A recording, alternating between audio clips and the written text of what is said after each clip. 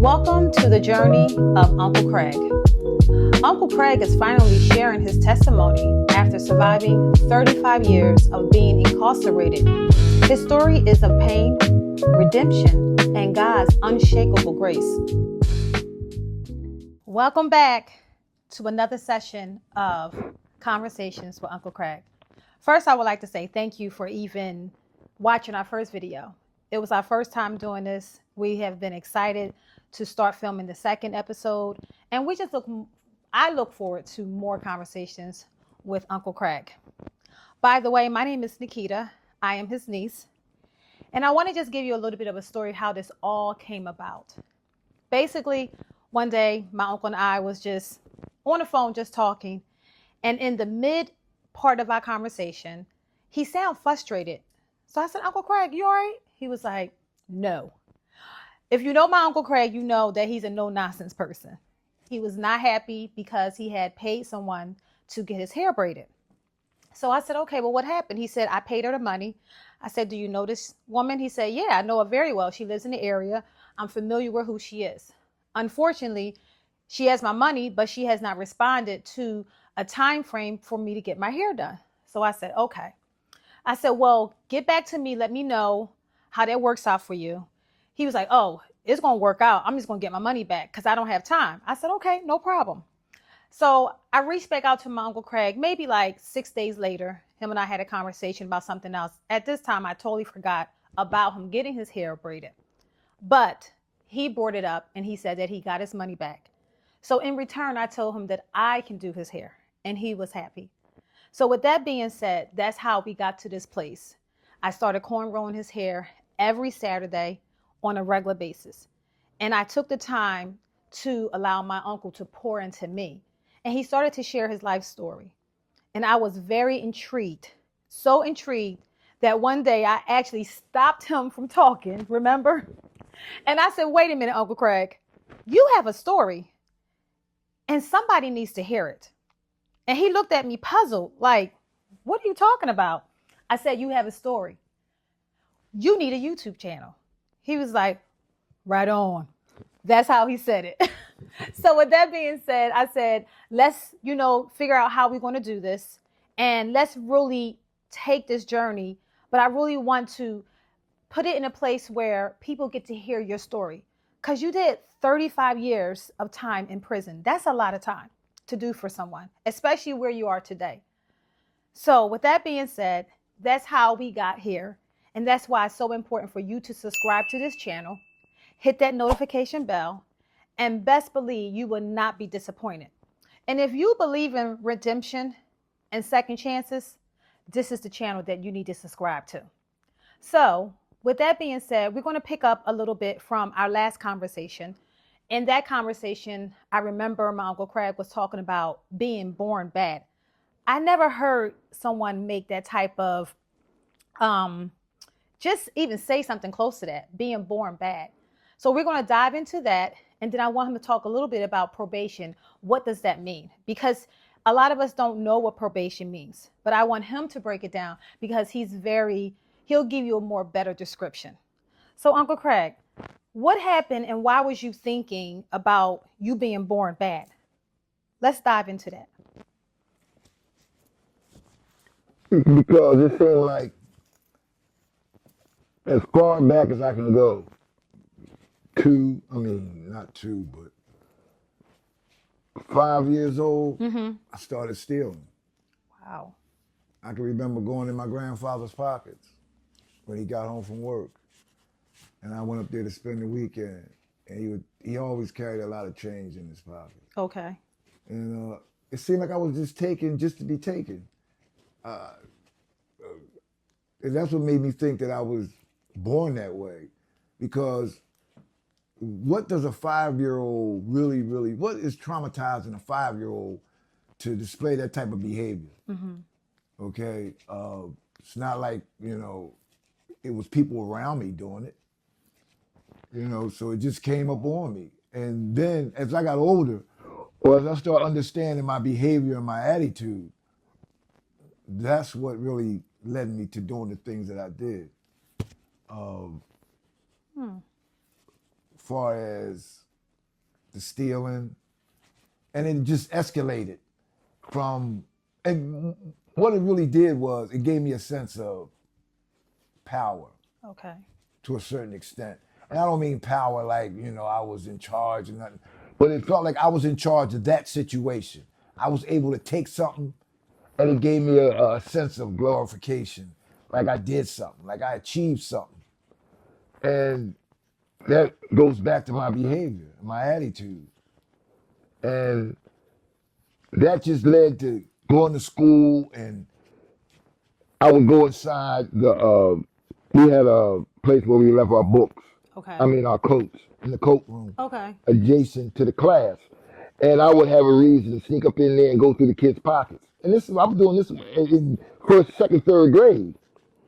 The teacher would leave out the room, or I would go in the classrooms at night, during the daytime Mm-hmm. and lunchtime, and I would get back to the class early before everybody, and I'm going in the teacher's drawer. I'm looking, I mean, I still can't understand that behavior pattern Mm-hmm. that I displayed at such a young age. And my mom wasn't aware of it. And then again, it could result back to the abuse that I got growing up, the beatings. It could be that. Okay. And it made me so angry that I had to get some kind of release. And that gave me a sense of control over me. Mm-hmm. Okay, the beatings happened, but now I'm doing something, I'm getting back, or some kind of retribution or something. I don't know what it was. Was the beatings really bad? They was worse. Oh.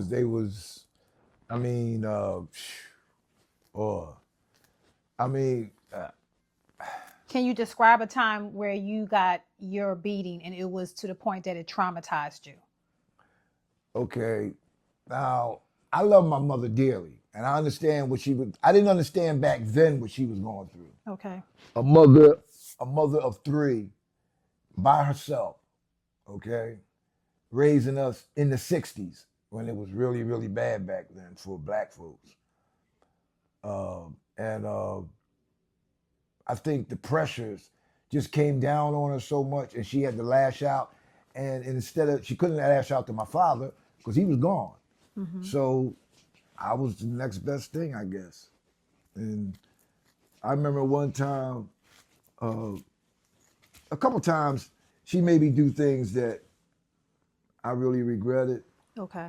and I didn't want to do. One time I came in the house from school, and a friend of mine, we was eating potato chips, barbecue potato chips, and he shared them with me while we was coming home. So when I got in the house, my mom said, "Your breath smell like potato chips."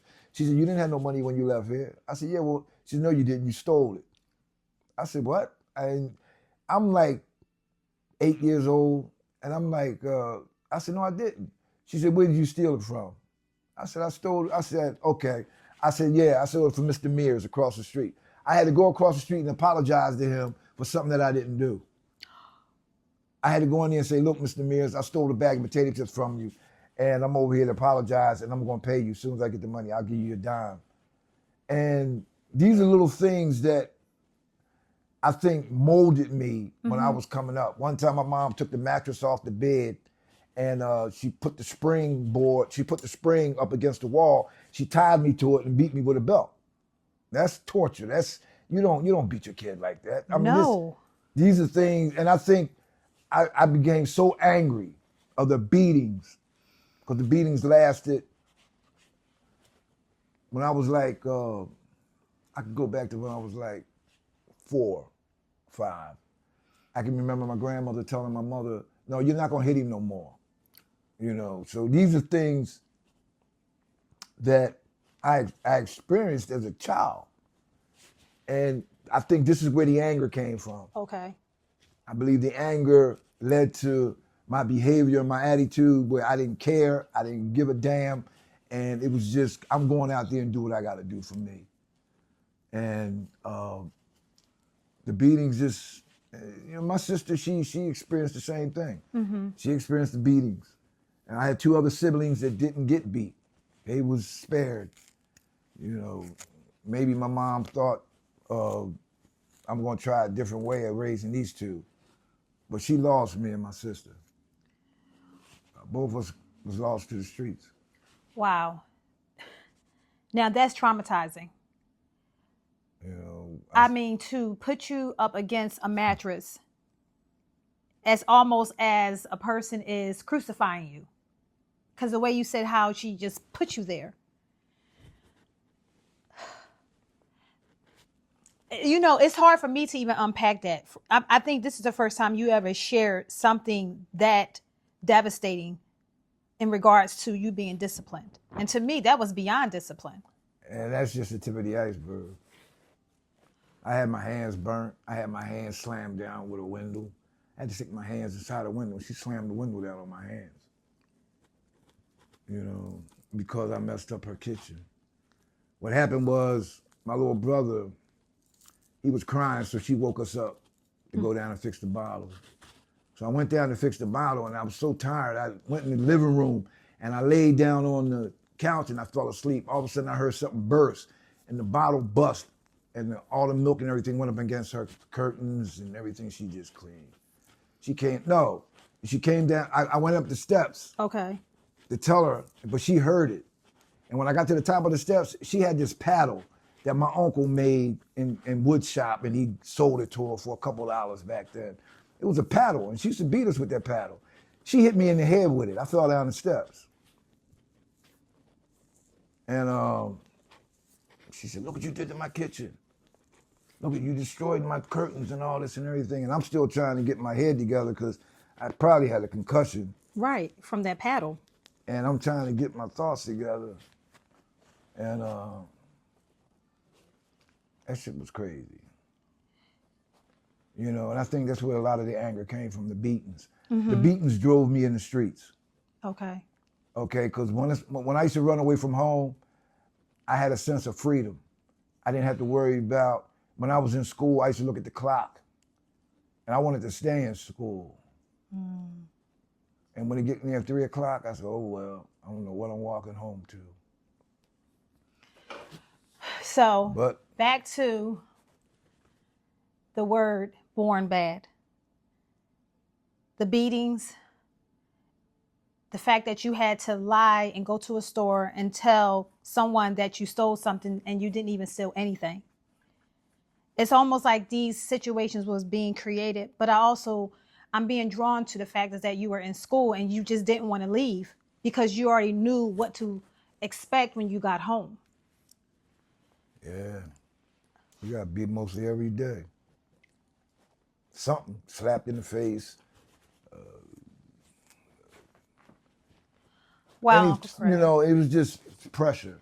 So when I got to be around 10, that's when I started running away from home. Okay. I found more freedom sleeping in old houses, old cars, you know what I mean? Because I didn't have to wake up. I didn't have to worry about being beat. I didn't have to worry about being hit. And then when I did come home, oh, baby, I'm sorry. I ain't going to do it no more. A couple of weeks have passed and it'll start up again. So the behavior became, I don't give a damn. Right. And I just went out there and did what I had to do. Hustle, make money, and I just became on the other side of the law. Yeah. I didn't care. When you don't have hope, hopelessness is, when you don't have hope, when it's, you don't have nobody to, and back then, I used to go to the cops and they said, get away from me or I'll kick your ass. You know, why you run away from home? My mom was beating me. Yeah, well, you should be glad I ain't your father. I'll beat you. You know, that's just the culture of growing up in the 60s. People thought that they can control their kids by beating them. And a lot of that came from the plantation. A lot of that. Because I believe that when we left the plantation, the way the master used to beat us when we got out of line, I think we took that with us. And we try to control our kids the same way. Because I don't see in history where originally we treated our kids like that. I don't see it. Right. So it had to happen after the plantations. It had to happen during the time when we was on the plantations and we was being beat as a means of putting fear in us. Right. So we could do the right thing. And when we left the plantations, like I said earlier, we got out there and I think that's how we started dealing with our children, to keep them in line. And we took that from the plantation, from the slave master.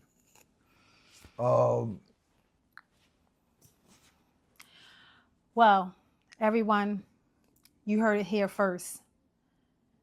Such a connection from the word being born bad to beatings to the plantation. I'm at a loss for words. I'm gonna just be very honest. I was not expecting this part of this episode to come out this way, but it needs to be unpacked. My uncle needs to tell his story, and that's why it's so important that you hit that notification bell and that you subscribe to this channel, Conversations with Uncle Craig, because he has so much more that he's going to dive into, he's going to talk about. So we thank you for coming back on this week. We'll definitely let you know when we're going to be dropping. And again, thank you for joining us, Conversations with Uncle Craig. See, that's what kept me from writing this book. I get too emotional. I was getting emotional about it.